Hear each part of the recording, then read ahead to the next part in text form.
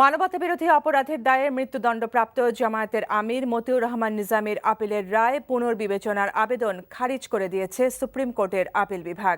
দর্শক, এই মুহূর্তে এ নিয়ে ব্রিফিং করছেন অ্যাটর্নি জেনারেল মাহবুবে আলম। আমরা সরাসরি চলে যাচ্ছি ব্রিফিংয়ে। প্রায় ৩00-৪০০ লোক নিহত হয়েছিল পাক আর্মির হাতে, তার সাথে উনি ছিলেন। এবং ১৬ নম্বর চার্জ হলো বুদ্ধিজীবীদের হত্যার ব্যাপারে। এই ৩টি চার্জেই আপিল বিভাগ তার মৃত্যুদণ্ড বহাল রেখেছেন এবং বাকি 2টি চার্জে যাবজ্জীবন কারাদণ্ড দিয়েছেন। সেটা চার্জ নাম্বার 7 আর 8। মৃত্যুদণ্ডের বিরুদ্ধে মতিউর রহমান নিজামী আপিল বিভাগের পুনর্বিবেচনা অর্থাৎ রিভিউ পিটিশন দায়ের করেছিলেন। সেই পিটিশন শুনানি অন্তে আজকে তার রায় প্রচারিত হয়েছে, ঘোষণা করা হয়েছে, তার রিভিউ পিটিশন খারিজ করে দেওয়া হয়েছে।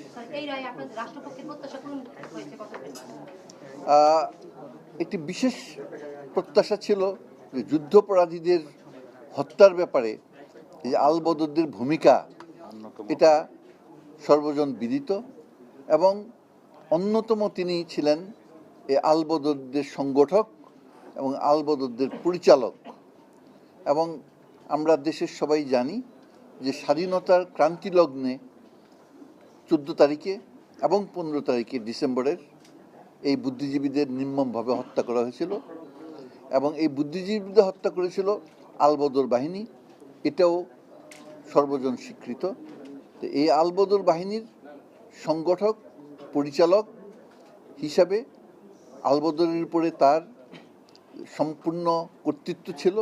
তার উস্কানিতে, তার প্ররোচনায়, তার নির্দেশে এই আলবদর বাহিনী আমাদের দেশের শ্রেষ্ঠ সন্তান বুদ্ধিজীবীদের হত্যা করেছিল। আজকে এর আগে বুদ্ধিজীবী হত্যার জন্য মুজাহিদ আলী আহসান মুজাহিদকে মৃত্যুদণ্ড দেওয়া হয়েছে এবং আজকে যে আলবদরদের শ্রেষ্ঠতম নেতা প্রধান মতিউর রহমান নিজামীর আজকে দ্বন্দ্ব নিশ্চিত হলো এই রিভিউ পিটিশন খারিজ করার মাধ্যমে। পরবর্তী পর্যায়ে এখন জেল কর্তৃপক্ষের কাছে এই রিভিউ পিটিশনের যে রায় এটা যাবে, যাওয়ার পরে জেল কর্তৃপক্ষ সিদ্ধান্ত নেবে কখন এটা দ্বন্দ্ব কার্যকর করা হবে। জেল কর্তৃপক্ষ সিদ্ধান্ত নেবে সরকারের নির্দেশের আলোকে, দিন তারিখ ঠিক করবে সরকার এবং দ্বন্দ্ব কার্যকর করবে জেল কর্তৃপক্ষ। তবে এর আগে মতিউর রহমান নিজামী যদি রাষ্ট্রপতির কাছে প্রাণ ভিক্ষা চান, মার্সি পিটিশন করতে চান, সেই সুযোগ তিনি পাবেন, তাকে এটা জানানো হবে। পূর্ণাঙ্গ রায়ের কপি এক্ষেত্রে যদি শর্ট অর্ডার চলে যায় তাহলে হবে, আর যদি কোর্ট মনে করে যে শর্ট অর্ডার দেবেন না, পূর্ণাঙ্গ রায় দিবেন, সেক্ষেত্রে পূর্ণাঙ্গ রায় যাওয়ার পরই দ্বন্দ্ব জেল কর্তৃপক্ষ তাদের পরবর্তী পদক্ষেপগুলো গ্রহণ করবেন। এর আগের ক্ষেত্রে তো দেখা গেছে পূর্ণাঙ্গ রায় এমনি এই মানে যখন আদালত আদেশ দিলেন এরপরে কোনো কিছু জানতে চেয়েছেন কিনা যে কোর্ট? না, এর আগে আমি দু একটা মামলায় শর্ট অর্ডার চেয়েছিলাম, কিন্তু আদালত যেহেতু শর্ট অর্ডার দেননি, সুতরাং এই মামলাতেও আমি আর শর্ট অর্ডার প্রার্থনা করিনি। আশা করি চূড়ান্ত অর্ডারই অতি শীঘ্র পৌঁছে যাবে জেলখানায়। তার মানে স্যার চূড়ান্ত রায়ের কপিটা বের হওয়া পর্যন্ত অপেক্ষা করতে হচ্ছে? হ্যাঁ। ক্ষমা চাওয়ার কোনো টাইম ফ্রেম আছে স্যার? ক্ষমা চাওয়ার যখন নাকি এই রিভিউ পিটিশনের সিদ্ধান্ত এটা খারিজ হয়ে যাওয়ার বিষয়টি জেল কর্তৃপক্ষ জানবেন অফিসিয়ালি, তখন সেটা এই দণ্ডিত ব্যক্তিকে জানানো হবে এবং তখনই তাকে বলা হবে যে তিনি রাষ্ট্রপতির কাছে ক্ষমা প্রার্থনা বা ক্ষমা ভিক্ষা চাইবেন কিনা। সেই জানানোটা কি এই রায়ের কপি দিয়ে তারপরে জানাতে হবে? হ্যাঁ।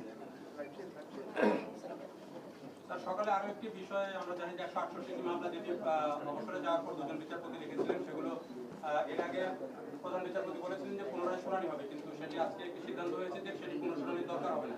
এই বিষয়ে একটি আদেশ হয়েছে, যদি আমাদেরকে একটু বলেন। না না, কোনো শুনানির কোনো বিষয় ছিল না। ইতিমধ্যে প্রায় 168টির মামলা, তার ভিতরে অনেকগুলো লিভ পিটিশন, অনেকগুলো অ্যাপিল, এগুলো নিষ্পত্তি হয়ে গেছে, কিন্তু রায়গুলো লেখা হয়নি। এবং এই রায়, ঘোষিত রায় লিখিত না হওয়ার পরিপ্রেক্ষিতে সাধারণ জনগণের দুর্ভোগ হচ্ছে। তারা রায় সম্বন্ধে রায় না পেয়ে পরবর্তী পদক্ষেপ নিতে পারছে না। এই সমস্ত বিবেচনা করে প্রধান বিচারপতি এই মামলাগুলো তালিকায় এনেছেন আদেশের জন্য, এবং তিনি আজকে ওপেন কোর্টে আমাদের বলে দিয়েছেন যে আগে যে সমস্ত মৌখিক আদেশ দেওয়া হয়েছিল, যেই রায় ঘোষণা করা হয়েছিল তাই বহাল থাকবে। অর্থাৎ যে সমস্ত পিটিশনে লিভ দেওয়া হয়েছিল সেগুলো লিভ দেওয়া হবে, যেগুলো খারিজ করে দেওয়া হয়েছিল সেগুলো খারিজ আদেশই বহাল থাকবে।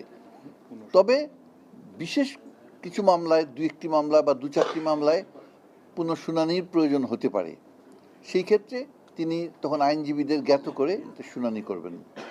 এরকম মামলা হলো যে রায় ঘোষিত হয়েছে, কিন্তু বিচারপতি হয়তো 2জন মারা গেছেন, 1জন অবসরে গেছেন, 1জন শুধুমাত্র জীবিত আছেন।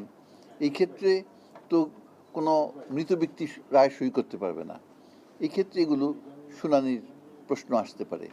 তো এগুলো করা হয়েছে সাধারণ জনগণের স্বার্থে, এবং প্রধান বিচারপতি এও বলেছেন যে এই রায়গুলো উনি আশা করেন 1 মাসের ভিতরেই বিচার প্রার্থী জনগণ পেয়ে যাবে।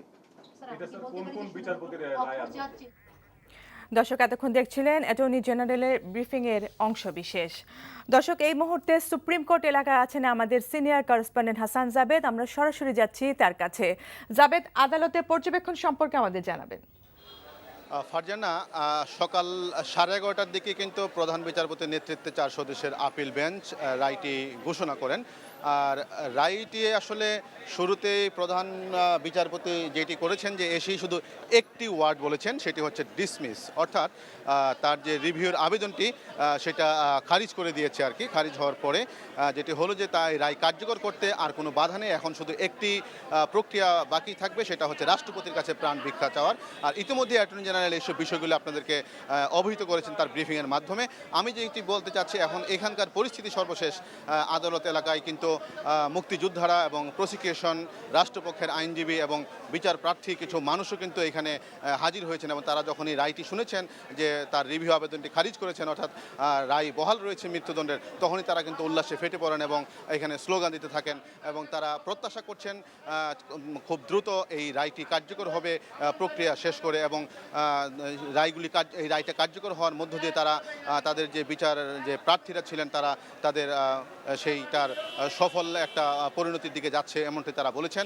আর তারা আরও কিছু বলেছেন যে এই যুক্তিতর্ক উপস্থাপনকালে আসামি পক্ষের আইনজীবী বলেছিলেন যে নিজামী রাজনৈতিক মতাদর্শের কারণে পাকিস্তানকে নৈতিক সমর্থন দিয়েছিলেন সে সময়, কিন্তু তিনি মানবতা বিরোধী কোনো অপরাধ করেননি। কিন্তু প্রধান বিচারপতি কিন্তু সেই যুক্তিতর্কের মধ্যে বলেছিলেন যে তিনি যে ওই সময়কার যে অপরাধ হয়েছিল সেই অপরাধটি দ্বিতীয় বিশ্বযুদ্ধের যে হিটলারের যে নৃশংসতা হয়েছিল, হিটলার যে নৃশংসতা করেছিল সেই নৃশংসতার সাথে তুলনা করা যায়। আর নিজামী যেহেতু সেই পাক বাহিনীকে সহযোগিতা করেছিল, সেই সহযোগিতার দায়ী তাকে শাস্তি দেওয়া যায়, এমনটিও কিন্তু বলেছিল নিজামীর এই রিভিউর শুনানির সময়। এবং আজকে কিন্তু আমরা যে এই রায়টা যে দিল রিভিউর রায়টা, আসলে রায়টা কিন্তু প্রধান বিচারপতির সেই বক্তব্যগুলিরও প্রতিফলন ঘটলো, এমনটাও কিন্তু বলছেন আইনজীবীরা। তো এখন আসলে সকলেই চলে যাচ্ছেন। আর সর্বশেষ পরিস্থিতি আপনাকে আসলে এইটুকুই বলতে হয় ফারজানা।